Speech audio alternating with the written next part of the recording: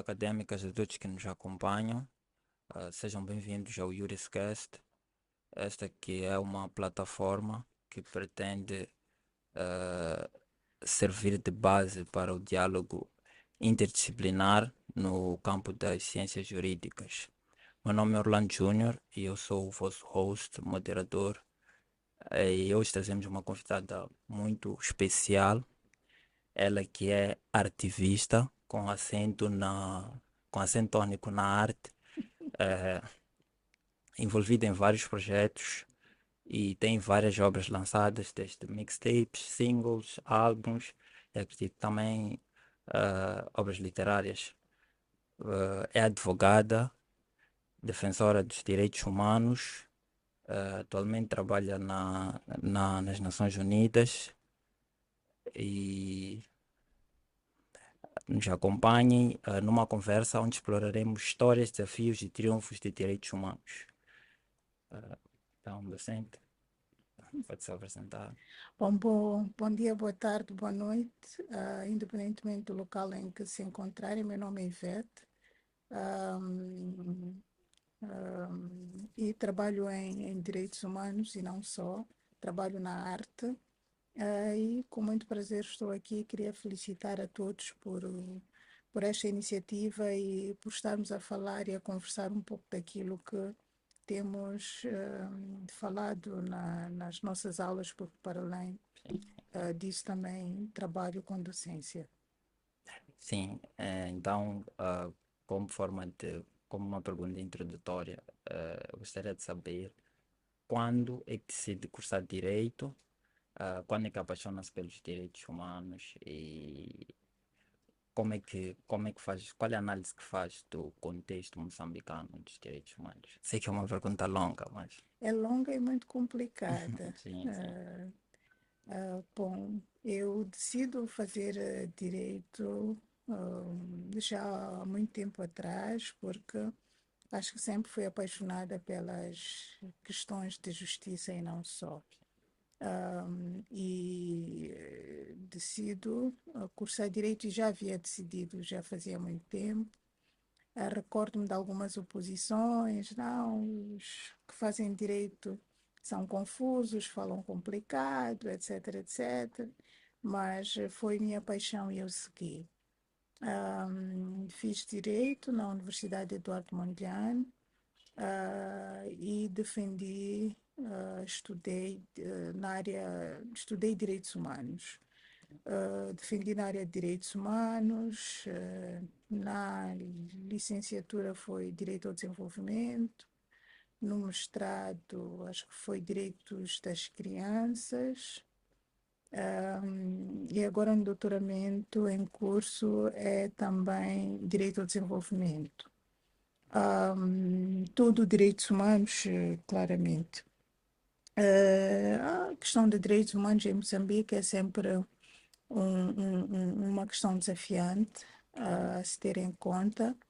Moçambique, como eu costumo dizer, é um paraíso em direitos humanos quando nós falamos de legislação, quando nós falamos de instrumentos, mas costuma ser um pesadelo na prática, porque nós temos ainda muitas questões, muitos desafios a ter em conta a vários níveis, desde as questões referentes aos direitos humanos de primeira geração de dimensão, civis e políticos, até ao próprio direito ao desenvolvimento, os direitos coletivos, o direito ao ambiente e não só. O fato de alguém ter o direito à vida, o fato de alguém ter o direito a votar e ser eleito, o fato de alguém ter o direito à sua integridade física e dever ser respeitado por isso, ao fato de alguém ter efetivamente direito à água. Eu tenho direito de beber uma água, à educação, estar sentada numa carteira. E se estou a estudar no pós-laboral, com condições mínimas para que eu possa avançar nesse mesmo sentido, a questão da luz, a questão dos mosquitos, nas salas, a questão da segurança, etc, etc, etc, até o direito à terra, que quiçá será consagrado oficialmente como um direito fundamental, que é um Sim, grande avanço, com as dinâmicas que mostram ser as perspectivas de revisão. Mas este direito à terra, que foi a base também da independência de Moçambique, libertar o homem e libertar a terra, é importante a gente olhar para estas dinâmicas, para os dias de hoje, os megaprojetos, os reassentamentos e ver as questões claramente de direitos humanos que estão ali, até questões de ar, poluição, desde o vizinho que tem uma super aparelhagem lá, sim, sim, e a gente às vezes pede intervenção e não temos ou de forma atempada ou de forma efetiva por parte das autoridades, até a questões de poluição dos solos, poluição atmosférica, as lixeiras que nós temos nos nossos bairros. Quer dizer, nós temos estas questões e sem me esquecer claramente das pessoas vulneráveis. No geral, estou a falar de homens, mulheres com deficiência, estou a falar dos problemas de violência baseada do género que a mulher apresenta, a questão dos direitos sexuais e reprodutivos, as questões que nós verificamos nos hospitais, principalmente com as mulheres grávidas, parturientes, quer dizer, as violações em alguns momentos que acontecem lá perante essas mesmas mulheres, até as pessoas com albinismo, as crianças, as pessoas idosas e sem me esquecer das pessoas em reclusão e todas as dinâmicas, efeitos nefastos que essas pessoas sofrem, em termos de alimentação adequada, em termos de alguns tipos de castigo que possam eventualmente ocorrer, em termos de liberdade, acesso à informação e algumas liberdades que possam não estar restringidas em benefício da sua situação de reclusão. Os próprios prazos da prisão preventiva que são muitas vezes violados, a prisão das crianças que são reguladas de forma específica. Estou a falar de pessoas com 16 anos ou mais que devem seguir um regime, porque se a gente põe uma criança numa cela com um super eh, homem do crime, o que nós vamos verificar é que vai passando o legado de forma muito acentuada. Então, sim, são várias questões que nós encontramos, mas também nós encontramos uma evolução na consciência por parte do governo, uma evolução na consciência por parte das instituições públicas e privadas e organizações da sociedade civil, quando nós falamos de direitos humanos, respeitar as pessoas, garantir proteção, etc, etc, etc. Há coisas boas, mas também há alguns desafios que, em conjunto, os vários players da área estão a levar a cabo. sim. Então, apesar dos desafios, ainda há uma luz no final do túnel. Com certeza. Sim, sim. A doutora disse que desde muito cedo já sabia que queria seguir a carreira jurídica. E eu perguntaria qual foi o primeiro contato que teve com o direito, o primeiro contato consciente. Porque nós sabemos que o direito nos acompanha desde o nosso nascimento até o final dos nossos dias. Ok, é uma pergunta muito interessante porque eventualmente não me recordo. Talvez o primeiro contacto consciente tenha sido na Faculdade de Direito, quando ingressei. Mas o que me fez decidir fazer Direito, eu recordo-me perfeitamente que teria sido uma notícia do jornal Savana, na altura, que denunciava um escândalo de corrupção e que Sim. violava questões de justiça, direitos humanos, etc, etc. Não me recordo exatamente o que é que foi, mas eu era bem pequenina e lia jornal e eu disse, não, quando eu crescer isto não vai acontecer.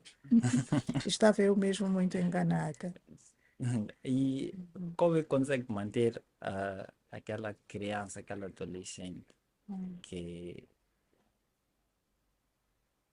acredita ser um fator de mudança, acredita ser um catalisador de mudança, de melhorias? Como é que consegue manter ela viva? Bom, é sempre um desafio, porque são questões pessoais, são questões que também estão fora do meu controle. Sim, Ahm, ahm, Ter um processo em mãos, dar aulas, gerir questões de direitos humanos são coisas que eu fui fazendo ao longo da minha carreira.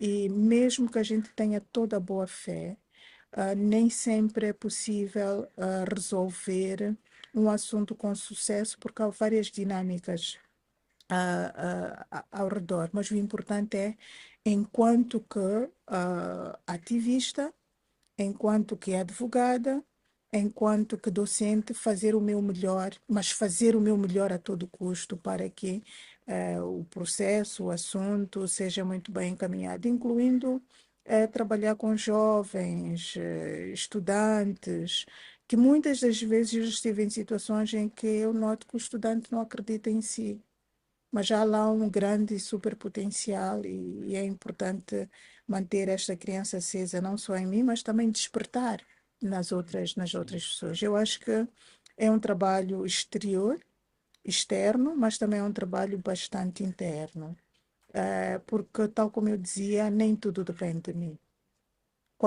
Já tive situações em que verifiquei corrupção, então, ainda que pudesse avançar com a maior com a parte mais técnica que eu possa eventualmente ter, com um brio técnico ao mais alto nível, a corrupção põe em causa muitos assuntos. Já vi leis injustas, e já vi juízes, procuradores que não tiveram em conta esta questão, porque em filosofia nós costumamos dizer quando a justiça e a legalidade estiverem em contramão, deve-se claramente olhar para aquela que é a justiça.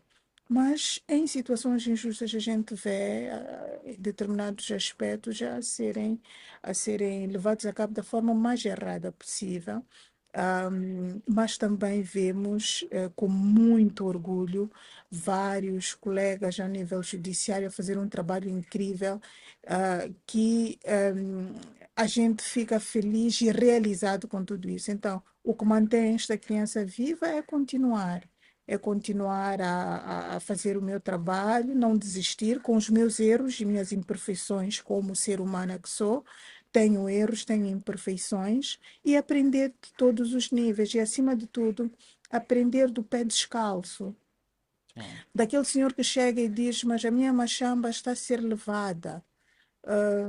Mas essa machamba, quer dizer, vai-te contar uma história que juridicamente não faz sentido, mas que até certo ponto, no final do dia, quando nós com calma, com vagar, tentamos analisar, vemos que o que aquela pessoa construiu a vida toda está a ser retirada a preço de banana. Então, estas lutas, para garantir paz, segurança, justiça para alguém, é o que mantém efetivamente a, a criança, a criança que está em mim e também tentar fazer e despertar esta criança nos outros, principalmente os outros estudantes. sim, sim, Uhum. sim, sim. Muito bem. E chegou uma vez eu aprecio muito o otimismo da docente e eu não sei se a docente teria algumas histórias do percurso de, como defensora dos direitos humanos, algumas histórias que mostram que ainda é possível mudar o status quo. Hum, já tive muitas histórias boas, menos boas, em vários contextos, várias histórias. Mas ultimamente tem-me aparecido eventualmente histórias de trabalho, de persistência. Como eu dizia, todos no mosaico ou no xadrez jurídico são Sim, importantes. Se eu pudesse eventualmente olhar para mim como jurista, como advogada, eu olharia para mim como uma esponja que está muito aberta a aprender.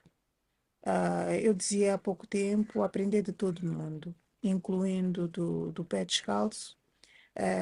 Nós somos advogados, estudamos muito, como sói dizer-se, mas eu todos os dias aprendo dos escrivães, aprendo dos oficiais, aprendo de todo mundo, incluindo dos juízes.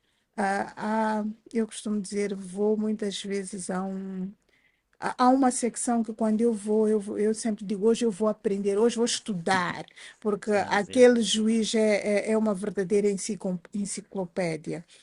Então, uma das histórias que eventualmente eu posso contar de persistência, de trabalho, é ser uma esponja aberta a a aprender. Casos específicos, bom, há muitos. Seria um pouco complicado abordar muito. Eu poderia falar de casos de tortura, poderia falar de casos de violência baseada no género, poderia falar de casos, eventualmente, da área de sucessões. Não me vem nada específico em mente, mas a única coisa que eu posso dizer é que, como eu aprendi muito bem dos meus professores como advogada, eu sou a extensão dos.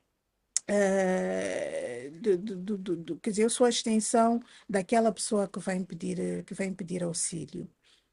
Então, é necessário efetivamente eu tomar uma posição muito, mas muito lógica e fundamental, sem que seja uma posição sentimental, porque depois nós nos perdemos. Já tive vários casos, um, e ao longo do tempo, uma das coisas que eu fui aprendendo é que há pessoas que vieram ter comigo e eu dizia isto é uma causa ganha, e eu nunca digo a 100%, eu sempre digo a 99%, Sim, porque há sempre vicissitudes que podem levar aquele 1% mudar, mas exato. normalmente não acontece. Eu digo, esta é uma causa ganha a 100%, mas às vezes algumas pessoas vencem por cansaço pelo cansaço, quer dizer, mais um recurso, e é importante o advogado manter, dizer que vai, mas já vamos até o último recurso e vamos garantir. Já tive casos, e recordo, acho que este foi um dos meus primeiros casos de violência baseada no género, em que uma mulher ah, vivia com uma pessoa que trabalhava na área militar e sofria violência dormindo com uma arma debaixo da cama. E o mais interessante é que quem levou para, por exemplo, o consultório, na altura eu trabalhava na MMCJ, que é a Associação Moçambicana de Mulheres Carreira Jurídica, foi o seu pai que é ex-militar. E é seu pai que é ex-militar e que também tinha, eventualmente, questões de violência doméstica na altura com a sua esposa. Então, não estou a dizer que isso é praxe na área militar, Não, não, Não, não, não nem me por isso. percebam mal, Sim, mas foi um caso específico. E uma das coisas que eu notei é que, às vezes, para a nossa esposa, que aconteça, mas nós não queremos que aconteça para a nossa filha. Então, uma das coisas que eu aprendi também é que haja, eventualmente, um trabalho muito grande com homens. Relativamente a masculinidades tóxicas. sim, sim. Bom, algum outro caso, eu já tive vários casos. Na altura, eu trabalhava com a Liga dos Direitos Humanos. Quando o conflito Muxungue e Gondola se verificou, lá mais para o centro, a doutora Alice Mabota veio ter comigo com o doutor Sunda, vamos a correr, amanhã quero vos em Muxungue. E recordo-me, nesta parte não com muito boas recordações, sair simplesmente e ir para o campo, tratar de questões de direitos humanos, sem um seguro de Sim, vida, sem sim, um seguro de viagem, mas com a boa fé de chegar lá e ver as questões de direito humanitário na altura que eram tidas em conta as mortes, danos de famílias, etc, etc. E depois isto na altura levou-nos a pensar e a trabalhar na questão da amnistia, que na altura recordo-me nós trabalhamos e dissemos que é uma grande violação de direitos humanos porque todas aquelas destruições foram deixadas de lado, desde questões de crianças ah, que são muitas vezes abandonadas, erros por parte de polícias que chegam,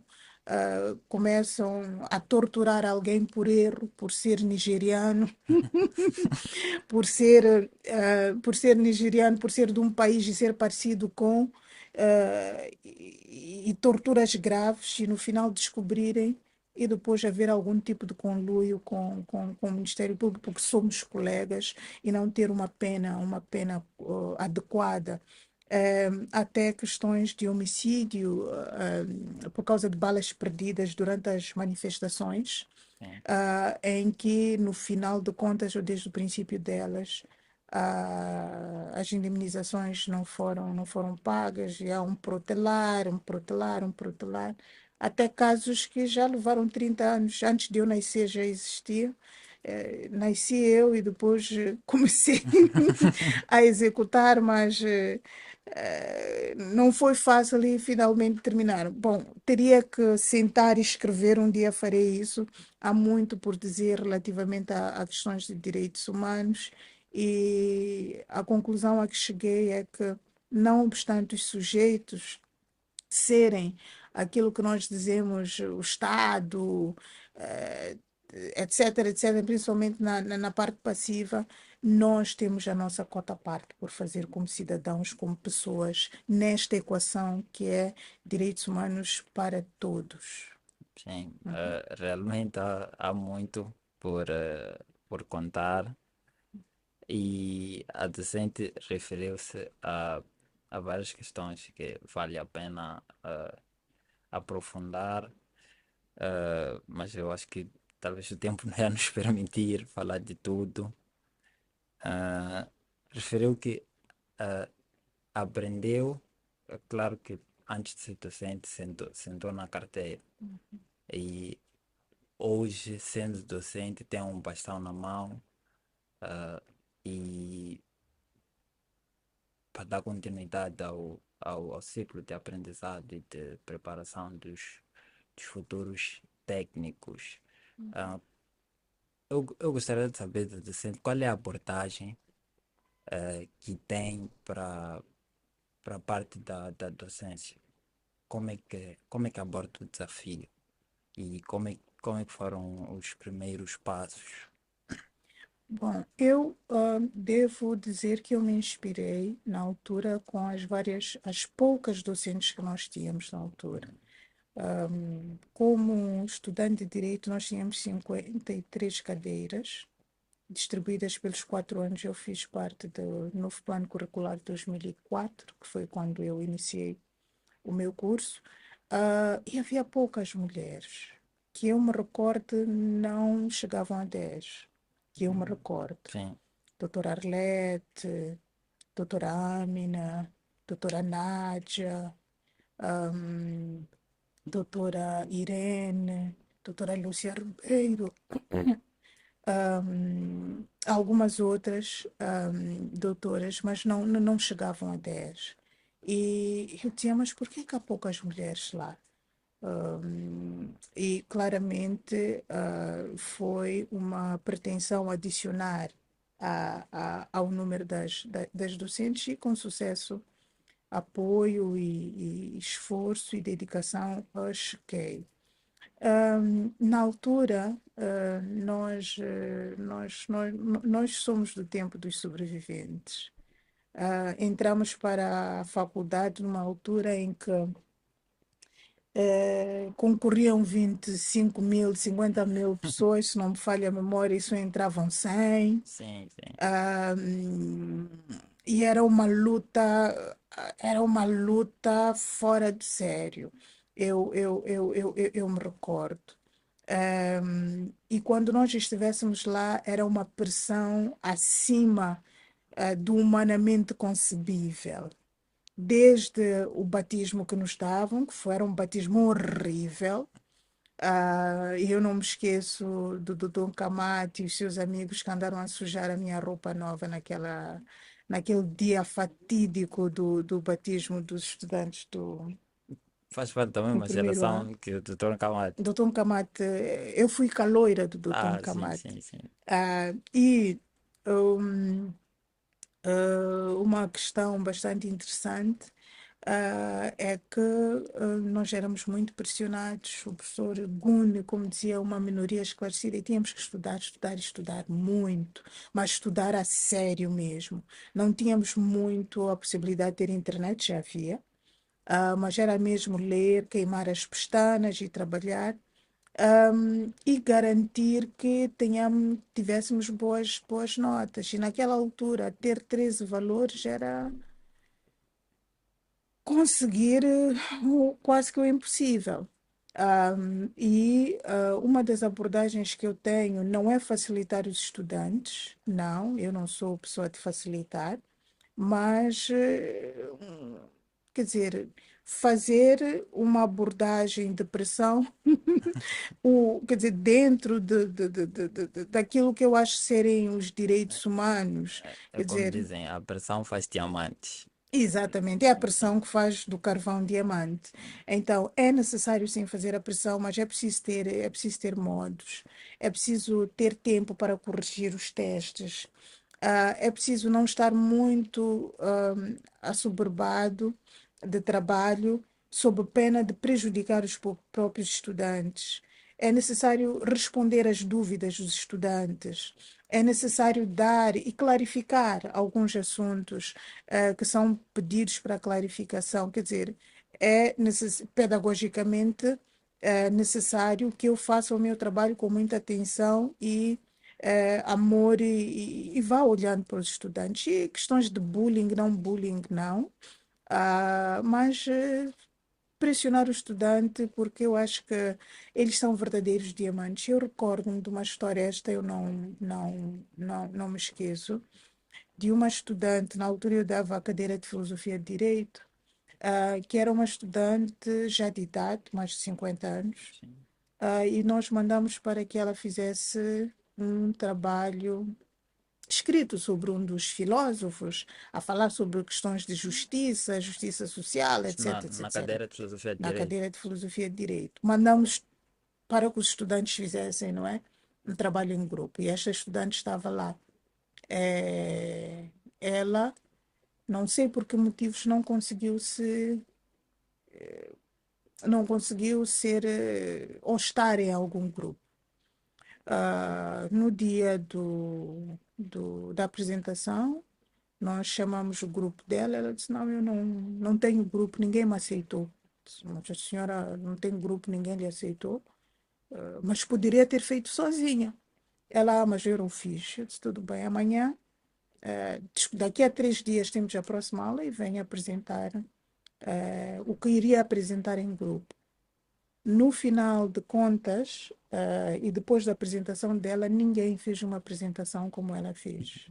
Mas ninguém mesmo fez uma É, apresentação como ela é verdade. fez, a falar sobre as questões, a abordar as teses e antíteses, ah, a abordar, fazendo a ponte com a questão atual, e aquilo me marcou, no sentido de que, afinal de contas, as pessoas acham-se pouco, dão uma oportunidade, pressionam um pouco mais e elas se descobrem. Ah, e os estudantes, para mim, eu recordo também de um estudante que me fez uma pergunta: doutora, está todos os dias aqui a falar direito à vida, mas a doutora pode me falar sobre o direito à morte? É uma questão complicada. Temos a questão de eutanásia, temos isto, temos aquilo, há questões sucessórias que a pessoa escreve como é que quer, se está muito doente, por favor, apaguem-me. Passe à terminologia. O direito à morte e a morte digna. Quer dizer, os estudantes, para mim, são uma faísca que também mantém a minha esperança muito acesa, e que quando a gente pressiona, não é porque não gosta deles, mas é porque eles podem dar mais. Eu vejo estudantes do sexo feminino caladas. Um semestre inteiro. Não, eu decidi nas minhas aulas isso não vai acontecer. Se socialmente é assim, tu és bem vista quando és calada, aqui a senhora vai aprender a falar. Por quê? Porque quando estiveres como juíza, como advogada, quando estiveres como procuradora, principalmente como advogada, tu tens que ouvir, tens que falar e tens que te fazer perceber. E isso não se faz calada, isso se faz praticando. Então, para mim, os jovens, os estudantes, de forma às vezes, certas vezes não percebem, mas há espaço para todos e, por favor, brilhem. E como a gente diz, eu dou com muito prazer um 20, mas merecidamente, se for zero, também a gente terá que dar. Muito bem, muito bem. É uma mulher que ultrapassa as várias barreiras sociais e a cada dia se supera mais, mas também não deixa as outras para trás. Eu gostaria de fazer uma pequena transição agora Uhum. para a carreira, para o lado artístico do docente. Recentemente teve, não sei se é um festival, o Capulana Hip Hop, Uhum. eh, que é uma plataforma, né, Uhum. ah, em que a docente não só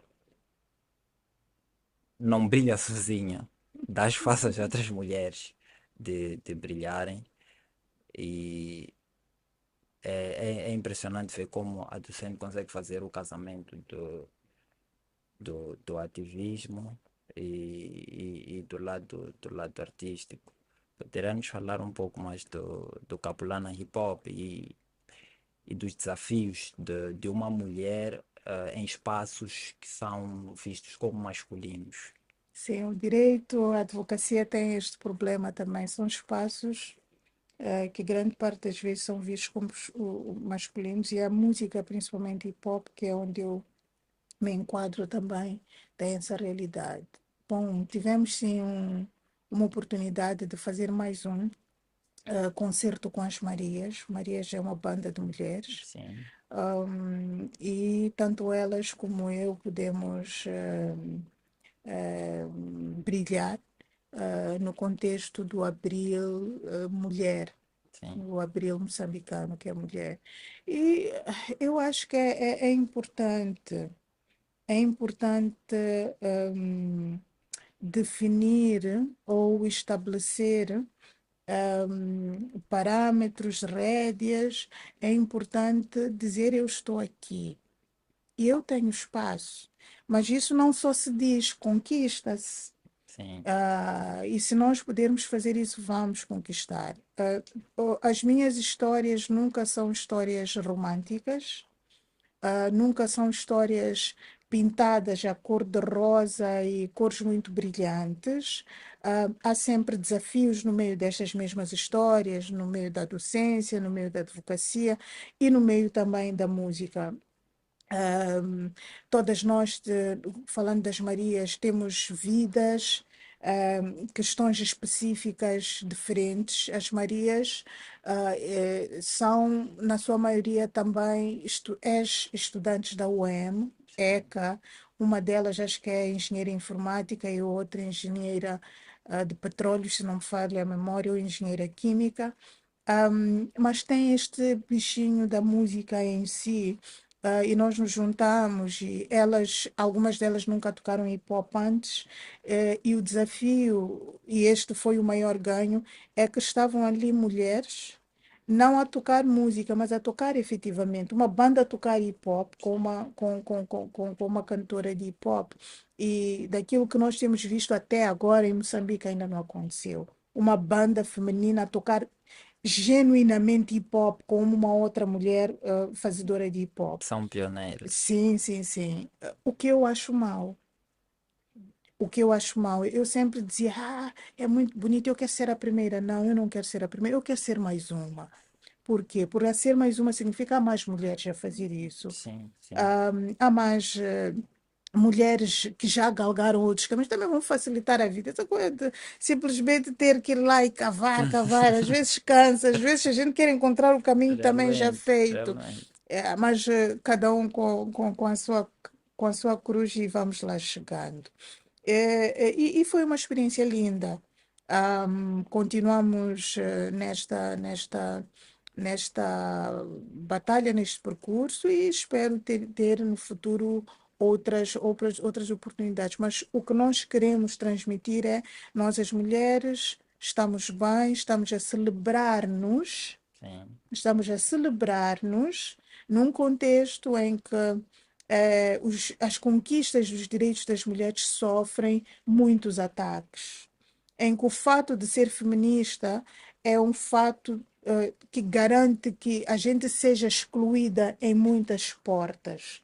Quer dizer, o fato de você lutar pelos direitos seus, de violência contra o gênero, tem que te afastar de muitas possibilidades, etc, etc. Então, eu acho que a luta continua, como realmente. dizia o papá Samora, e nós, estamos firmes em fazer isto que, devemos fazer. As nossas mães foram até onde puderam, nós devemos avançar até onde a gente puder avançar para que as nossas filhas e as próximas gerações também possam se beneficiar. E repiso um aspecto, num contexto em que, as lutas pelos direitos das mulheres hoje são levadas a cabo não só pelas mulheres, mas também pelos homens, porque há um grupo muito forte de homens, que tem estado a apoiar nesta luta e tem lutado também contra as masculinidades tóxicas. Muito bem, muito bem, muito bem. E falando do mais recente single da Docente, o Leave No One Behind, Uhum. para já gostaria de congratular a Docente por este ter sido selecionado para a campanha global que celebra os 75 anos da Declaração Universal. Eu acho que o conteúdo lírico fez jus à grandeza deste instrumento jurídico. E poderemos falar um pouco mais desse single. Sim, eu acho que foi um trabalho muito, muito interessante, feito com os meus colegas de trabalho, feito com os meus colegas da música. Uma questão que eu costumo dizer, é dizer, mas Ivete, como é que tu consegues, gerir as duas questões? Ultimamente é uma questão mesmo de saúde mental, e está lá claro. A música é Ivete, terapia. sim, sim, a música é a minha terapia. Para que eu esteja mesmo com chakras alinhados, com sorriso, tem que haver música.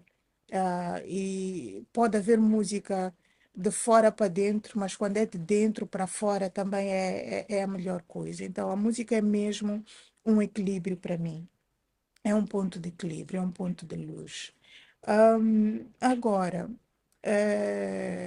Isto leva com que eu possa eventualmente conseguir fazer muitas coisas, mas eu costumo dizer que eu faço a mesma coisa de formas diferentes. Hum, interessante. Eu, quando estou no tribunal, Sim. estou a defender um determinado caso, eu estou a falar de justiça. Estou com os ideais de justiça social, estou com os ideais de direitos humanos. Quando estou no palco a cantar e canto o meu povo moçambicano, canto a minha condição de mulher, canto a minha condição de cidadã, tudo isto estou a falar de direitos humanos. Eu não estou a fazer a mesma coisa de formas diferentes. Tanto mais que uma das minhas principais fontes de inspiração em termos de matéria é o direito.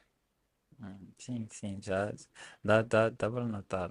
Ou seja, o direito traz-me histórias e eu vou escrever de forma poética. Então, para mim, não é difícil. É só, por vezes, fazer o delivery deste direito com uma toga, outras vezes fazer o delivery deste direito num palco, com uma capelana e salto alto. E por acaso, não lembro de quem foi a comentar sobre o single, disse que era uma verdadeira aula de direitos humanos. Sim, obrigada por esta questão. O Leave No One Behind, a gente dizia, bom, como é que vamos fazer isto? Não, eu tive que criar termos de referência. Já existiu. Nós queremos uma música que será o hino global dos 75 anos das Nações Unidas, da Declaração Universal das Nações Unidas. Mas este single seria bom que fosse feito por uma pessoa de uma língua que não é sequer a língua das Nações Unidas, Sim, de uma pessoa que não está em Ásia, não está nos Estados Unidos, nem está na Europa. Então, veio de África, veio de uma língua diferente, inclusão, inclusão. E o próprio lema das Nações Unidas, pelo menos da OHCHR, que é uma das agências, é Leave No One Behind. Este é um dos nossos lemas. E quando pediram para fazer a música, vamos falar dos direitos humanos, vamos falar dos 75 anos. Mas vou falar o quê? Como? Vou começar de onde?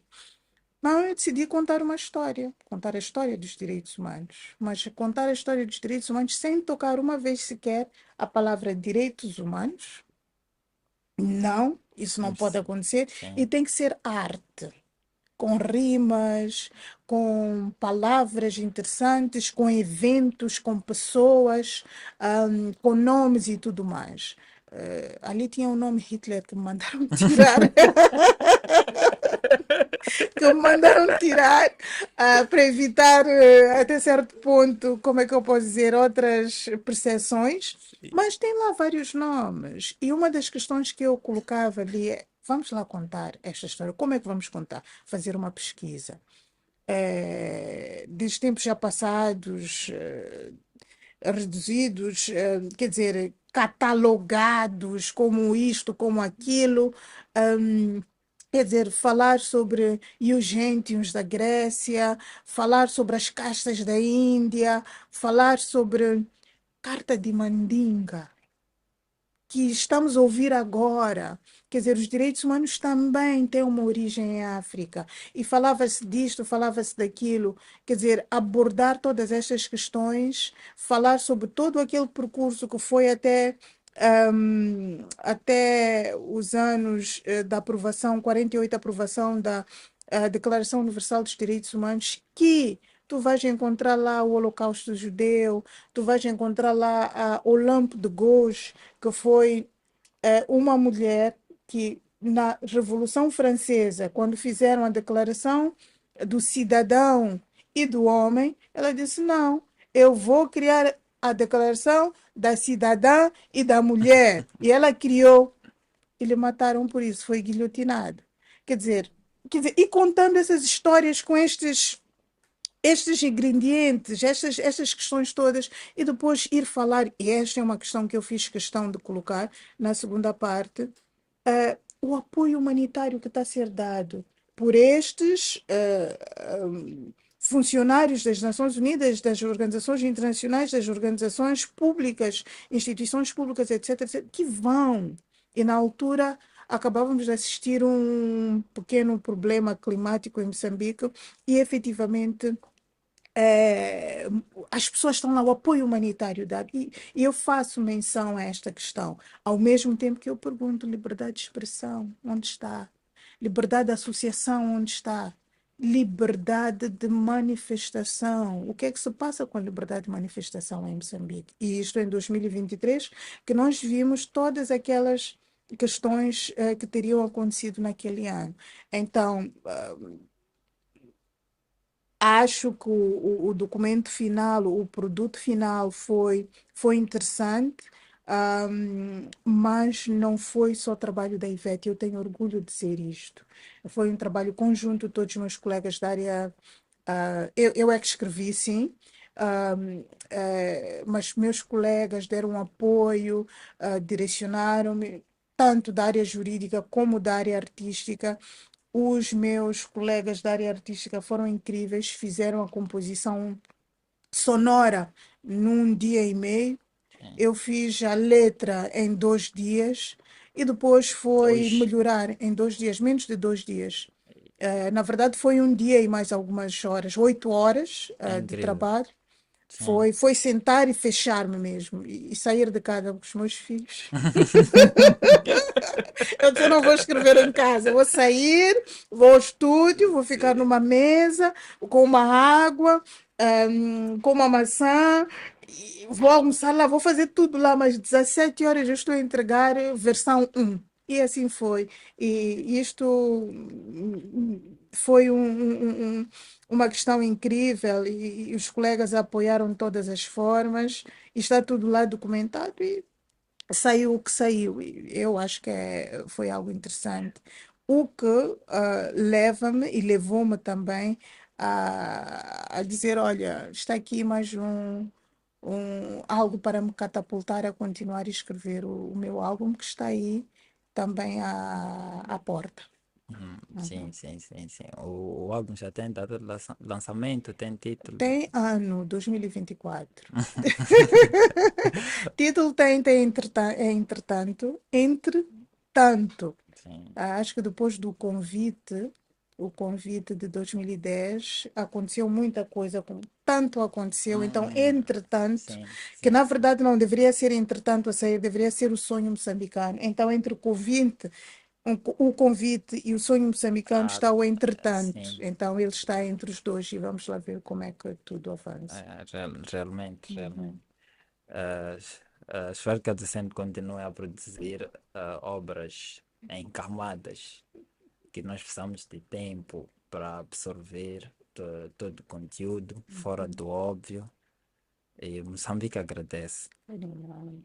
Muito bem. Docente, agora vamos seguir para. Eu sei que recentemente voltou à carteira Sim. e tá atualmente a fazer doutoramento em negócios e direitos humanos.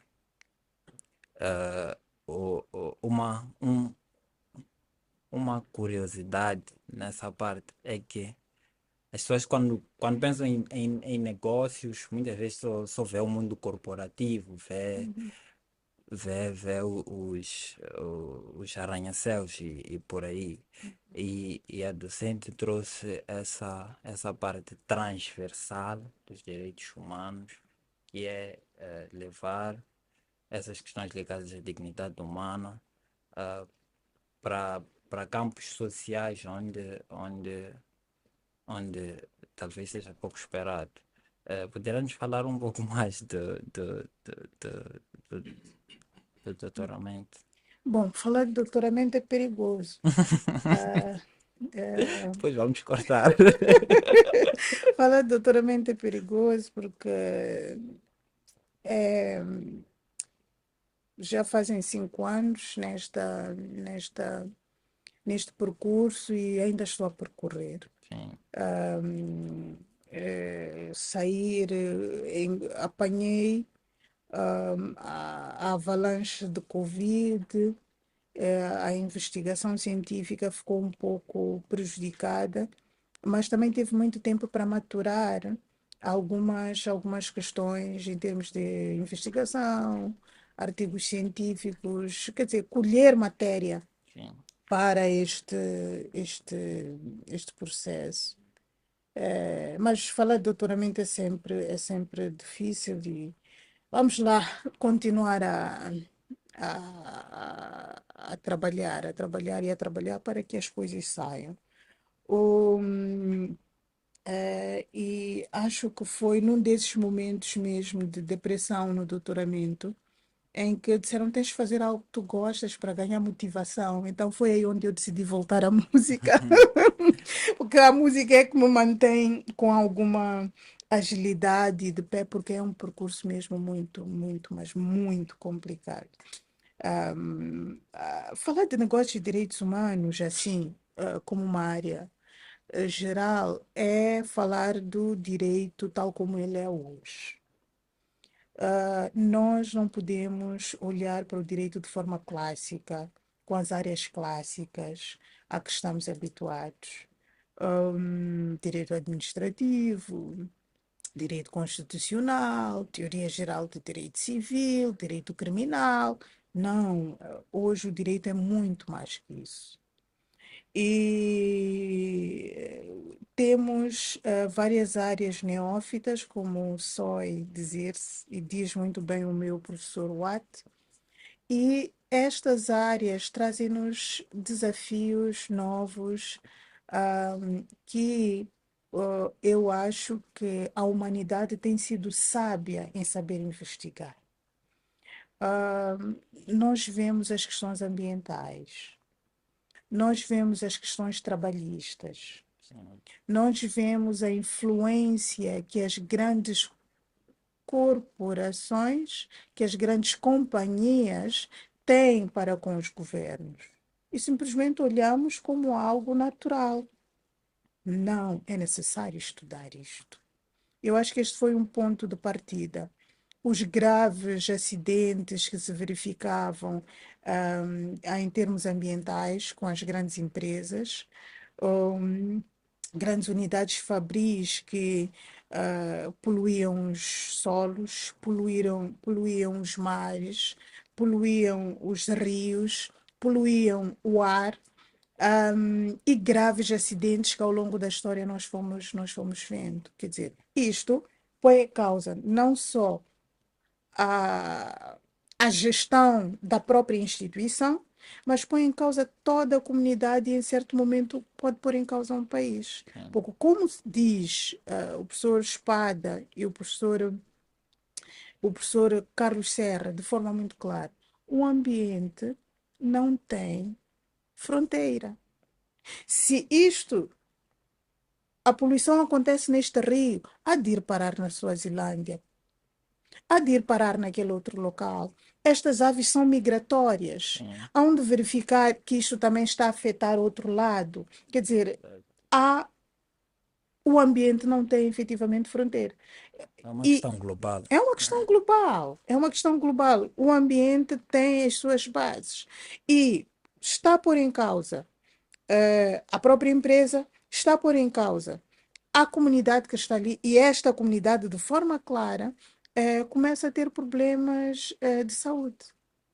Então, é o direito do ambiente, que é o direito de terceira dimensão ou geração, direito coletivo, que põe em causa a saúde, que é o direito de segunda geração ou dimensão, que é um Há direito uma interligação. exatamente econômico, social e cultural, e depois vai pôr em causa a vida. Quer dizer, uma doença que até pode tirar a vida, fica com cancro, etc, etc, que é o direito civil e político, o direito de primeira dimensão.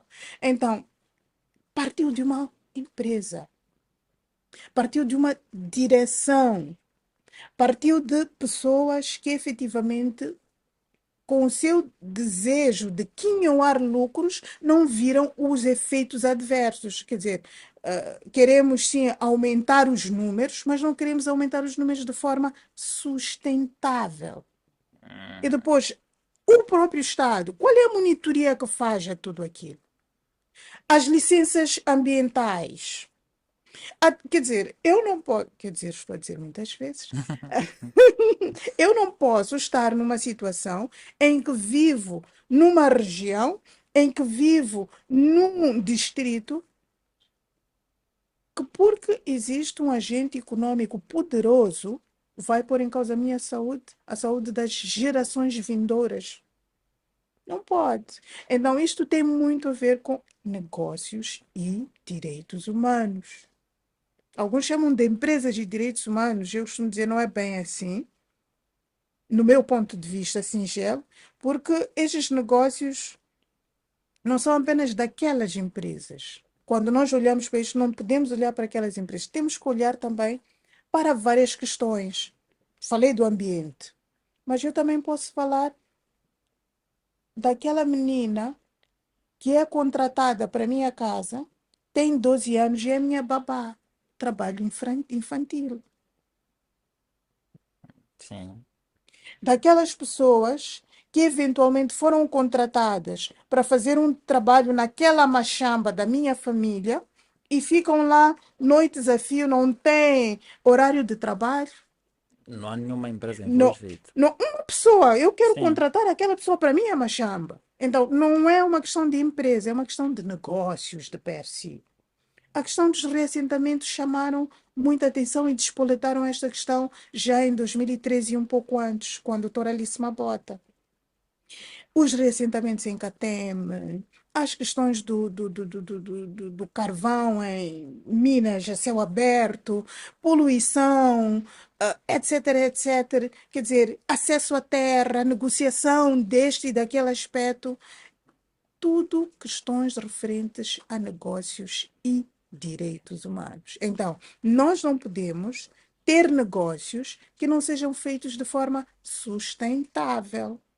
Todos os negócios, independentemente de pequenos, agora eu acho que a lei fala de micronegócios ou microempresas, micro, pequenos, médios e grandes negócios ou empresas, têm que seguir uma dinâmica de direitos humanos, sob pena de nós estarmos a criar problemas no futuro. E foi isto que minou com que determinadas empresas em Moçambique pudessem ficar. Porque o desenvolvimento social, o due diligence em direitos humanos, a devida diligência em direitos humanos, não tem que ser numa só área, tem que ser global. E, aos poucos, o Estado ir incorporando esta mesma questão para si. Então, é uma área que está a ser estudada, muito nova, tem muitas questões, tem questões trabalhistas, tem questões marítimas, tem questões criminais, a questão do terrorismo, financiamento ao terrorismo, tem questões referentes ao trabalho, exploração sexual, um banco, como é que um banco garante que está a dar financiamento a uma pessoa que não vai violar direitos humanos. Porque há casos ao longo do tempo que indiretamente bancos financiaram situações de escravatura moderna, situações de tráfico humano, situações de trabalho infantil. Então, isto tudo está dentro da questão de negócios e direitos humanos. E não é direitos humanos e negócios, é mesmo negócios e direitos humanos. muito bem, É, muito bem. A docente referiu, fez referência, né, à doutora Alice Mabota, sim. e isso me fez pensar algo engraçado. A docente é uma das poucas pessoas que teve a oportunidade de trabalhar, ter mentoria e ter trabalhado com a doutora Alice Mabota e também ter trabalhado com o Azakaia. E eu acho que poucos tiveram essa sorte. Eu gostaria de saber da docente quais foram os maiores aprendizados que pôde colher dessas duas figuras, dessas duas figuras A saudosas. doutora Alice Mabota é a mulher mais forte que eu conheci. Mais forte e com maior atitude que eu conheci. Decisões complicadas, e muito, mas muito eficazes. A doutora Alice era muito forte. Sim, Ela batia. na mesa, nos punha a trabalhar e nos punha a defender as pessoas da forma mais lógica possível.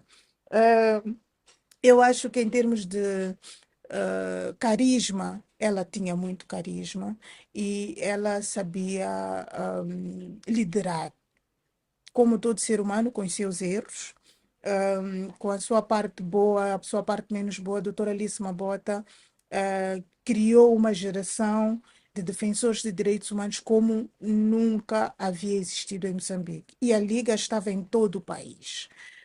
Então, trabalhar para mim com a doutora Alice é trabalhar com uma mulher muito, muito forte. E uma coisa que eu notei com a doutora Alice é que ela era muito forte, forte, mas ela nunca deixava de ser mulher. Tu não confundias aquela força dela com masculinidade, Sim. não. Eu nunca deixei de ver feminilidade nela. A sua maneira, mas eu digo isso, é a mulher mais forte com quem eu já trabalhei. O Azagaia é o cantor mais determinado e a pessoa mais determinada com quem eu já partilhei palcos. Olha, quando ele partiu desta para melhor, uma coisa eu pus-me a refletir. Sempre me disseram, música é bom, mas em Moçambique música não dá muito.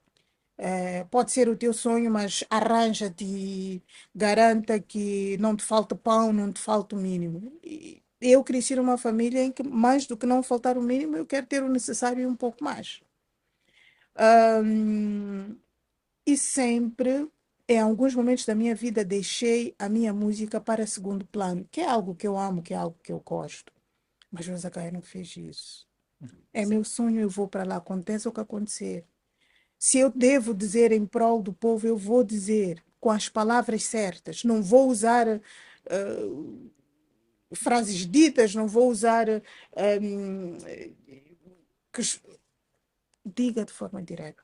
E o Azagaia teve isto. E eu acho que o maior trabalho, o maior exemplo que ele dá é de compromisso, e dizer aquilo que deveria ser dito. Há muita insatisfação, há muita coisa que poderia estar melhor, os jovens não têm o seu devido lugar, as oportunidades. Estamos numa situação em que as pessoas vivem com muitas boladas. A ética.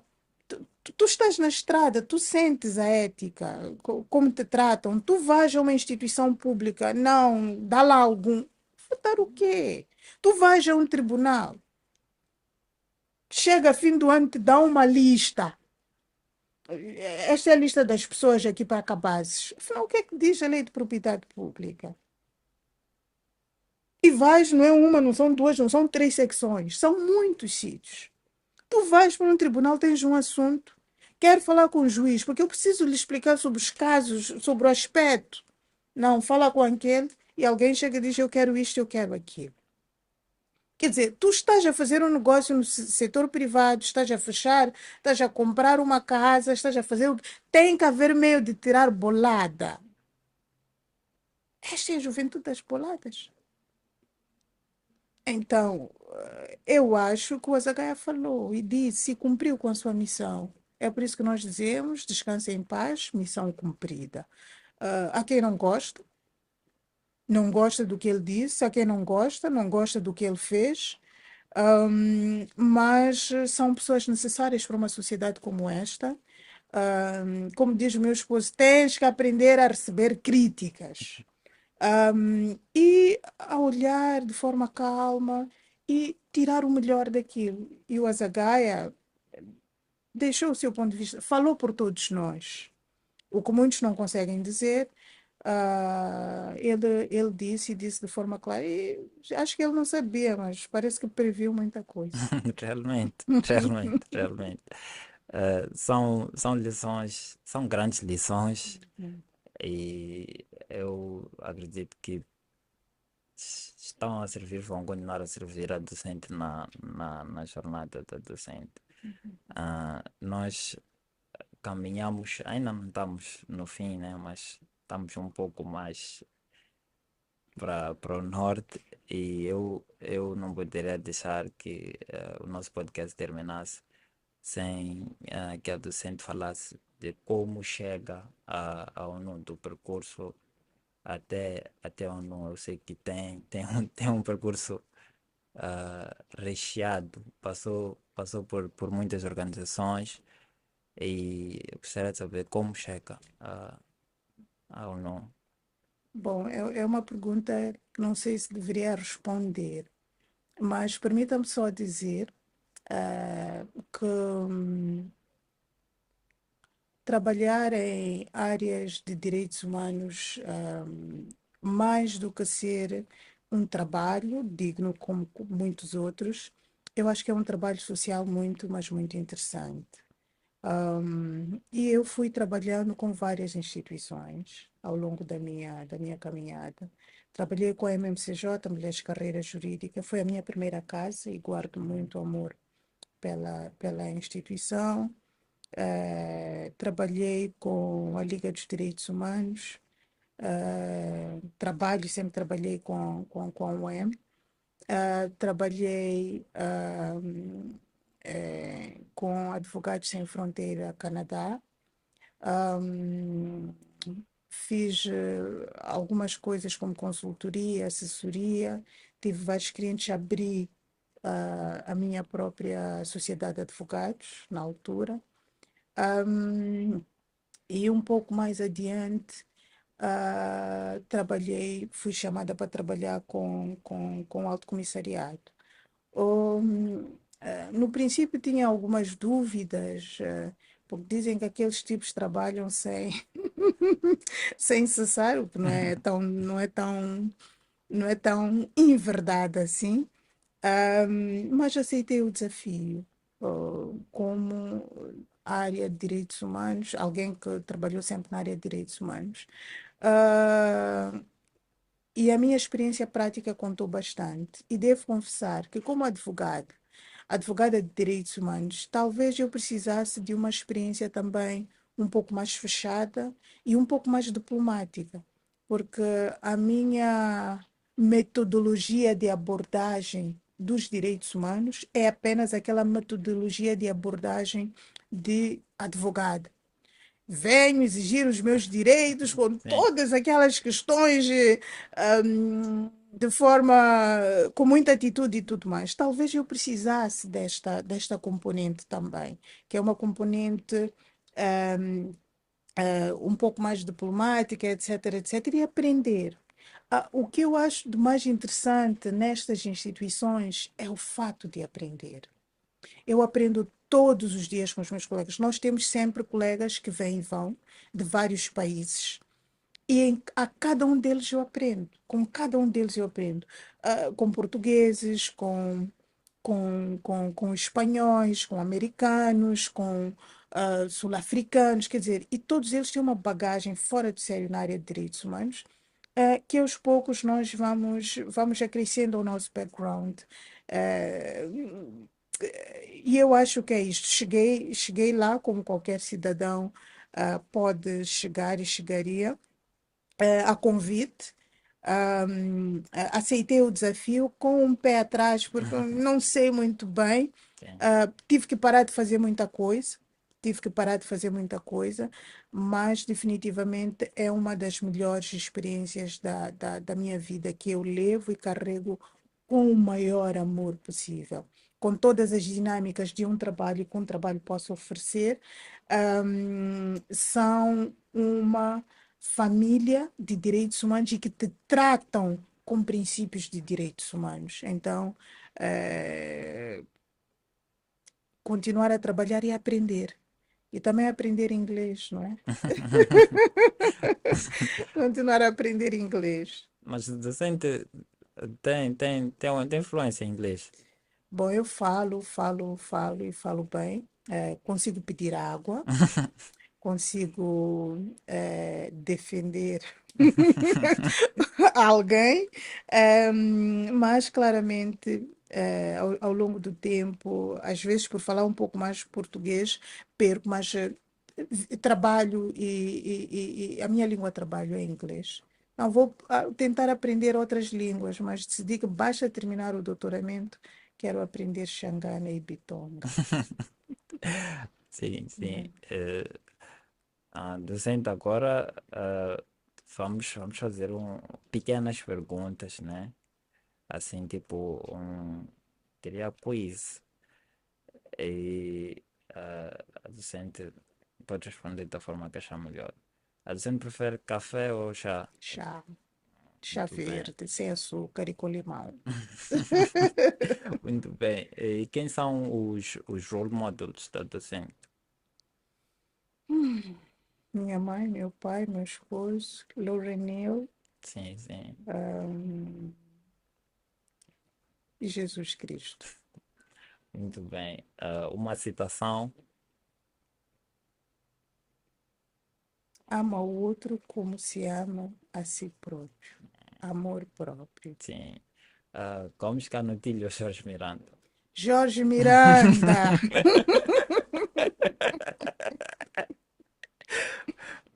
Um livro, uma série, um filme.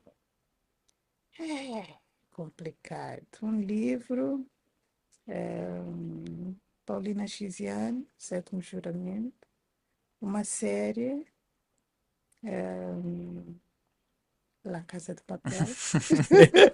Controverso, né? Sim, Muito controverso, mas é mesmo pela ação. Uma série La Casa de Papel, mesmo pela ação. sim, E mais um filme. um filme. ah, ah, um filme que eu poderia deixar aqui convosco. Talvez.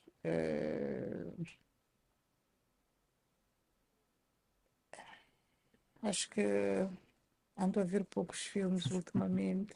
Vejo mais séries e vejo pouco, leio mais livros. Mas qual é o filme que eu deixaria? Não me vem nada em mente.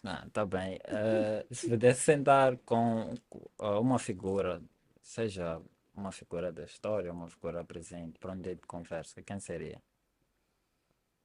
Martin Luther King. Muito bem, muito bem.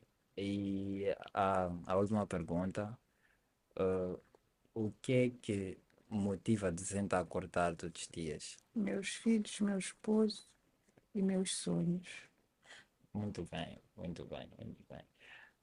Então, docente, caminhamos para o final do nosso podcast. Gostaria que a docente dissesse considerações finais. Hum, Considerações finais. Agradecer mais uma vez ao Yuris Cast. Hum, Nós temos que continuar, vocês têm que continuar. Parabéns pela iniciativa. Muito obrigado.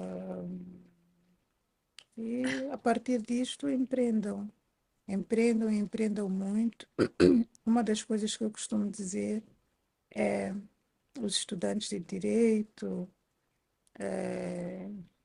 todos, eu acho que todos os estudantes deveriam ter aulas de empreendedorismo. Sim, Isso não deveria acontecer na faculdade, deveria começar da primária. Tanto primária, secundária e até atualmente a universidade. Ah, Pense em outras formas de fazer direito, de influenciar vidas, que não só aquelas que são as tradicionais. Para além destas, quais sim, seriam? Então, eu acho que esse seria o desafio dos próximos tempos, porque hoje em dia o emprego formal e tradicional não traz assim muitos benefícios. ah, Quer dizer, não quis dizer benefícios, não traz assim, não está muito acessível. sim. Então, se nós pudermos também ajudar os outros e ao Estado, seria muito bom. Então, muita força, pensem fora da caixa. Eu gosto de pensar fora da caixa, eu acho que os jovens têm esta dinâmica, sem estar sem deixar a ética de lado, Sim, sem cometer crimes, sem pôr em causa o ordenamento jurídico, como nós ousamos dizer. Então, muita força, mas pensem fora da caixa e façam valer a vossa geração e os vossos sonhos por um Moçambique melhor. Sim, Uhum. muito obrigado, Tazendo, por essas palavras encorajadoras. Nós vamos continuar a empreender e a aprender com o nosso Yuriscast.